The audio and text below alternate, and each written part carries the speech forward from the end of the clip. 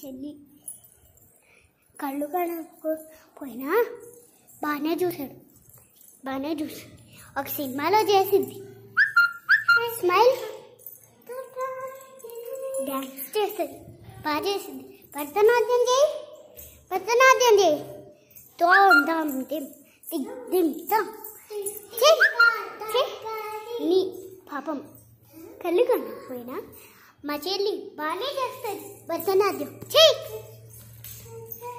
Dance కూడా, dance చేయవే, dance చేయమంటే ఏంటి ఆ పిచ్చి పిచ్చి గంతులు ఏంటి? ఇది చూపిలేదా, ఇది మా లిఫ్ట్.